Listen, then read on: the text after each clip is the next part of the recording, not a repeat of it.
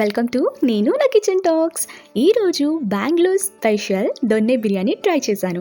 కాకపోతే చిట్టి ముత్యాల రైస్ కాకుండా మనకు ఎప్పుడూ అవైలబిలిటీ ఉండే సోనా మసూరి రైస్తోనే ఈ దొన్నె బిర్యానీ ఎంత టేస్టీగా వచ్చిందో చూసేద్దామా. ముందుగా ఫ్రెష్గా కడిగిన చికెన్లోకి 2 స్పూన్స్ ఉప్పు, 2 spoons chilli powder, 1 spoon garam masala, ఒక పెద్ద స్పూన్ అల్లం వెల్లుల్లి పేస్ట్, అలానే 1 స్పూన్ పెరుగు వేసేసేయండి. ఇదంతా బాగా అన్ని ముక్కలకి పట్టేలాగా పట్టించి 1 అవర్ మ్యారినేట్ అంటే పక్కన పెట్టేసేయండి.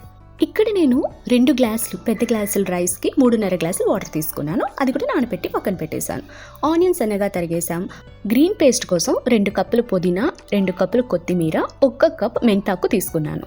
ఇది పక్కన పెట్టేసి ఇప్పుడు ఆనియన్ పేస్ట్ కోసం సన్నగా తరిగిన ఉల్లిపాయలు, అందులో యాలకులు, కొన్ని లవంగాలు, అలానే మిరియాలు, వాటితో పాటు ఒక 6 పచ్చిమిరపకాయలు తీసుకున్నాను. ఇప్పుడు పాన్లోకి ఆయిల్, దాల్చిన చెక్క ముక్క వేసేసి ఈ ఆనియన్స్ని లైట్ గోల్డెన్ కలర్ వచ్చే వరకు రోస్ట్ చేసేసి పక్కన తీసి కూల్ చేసి ఆనియన్ పేస్ట్ చేసేసుకోండి.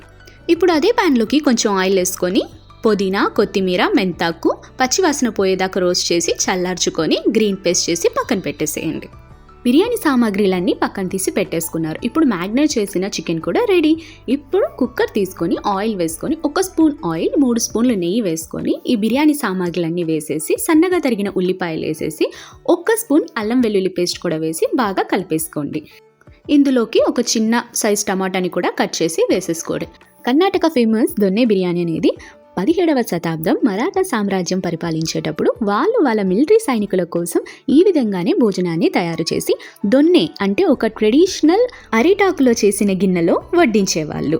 ఇప్పటికీ బెంగళూరులో శివాజీ మిలిటరీ హోటల్ అనేది దొన్నె బిర్యానీకి చాలా ఫేమస్. మీ ఫేవరెట్ బిర్యానీ కామెంట్ చేయండి. మ్యారినేట్ చేసిన చికెన్ ఒక 10 నిమిషాలు బాగా ఉడికింది కదా. ఇప్పుడు దీంట్లోకి మనం చేసుకున్న ఆనియన్ పేస్ట్ని యాడ్ చేసేసి ఒకసారి బాగా కలిపేసుకొని మూత మూసేసి ఒక 5 నిమిషాలు ఉడికించుకున్న తర్వాత మళ్ళీ మూత తీసి ఒకసారి బాగా కలుపుకొని మనం తయారు చేసుకున్న గ్రీన్ పేస్ట్ని కూడా దీంట్లో వేసి ఇప్పుడు బాగా కలిపేసుకోవాలి. కరెక్ట్గా ఈ పాయింట్ దగ్గరే మన బిర్యానీకి ఒక బ్యూటిఫుల్ కలర్ అనేది వచ్చేస్తుంది.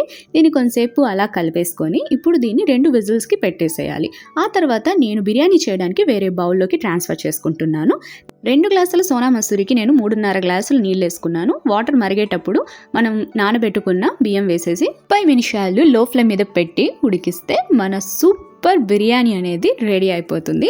పర్ఫెక్ట్ టెక్స్చర్ ఉంది, పర్ఫెక్ట్ లుకింగ్ ఉంది, చాలా టేస్టీగా ఉంది.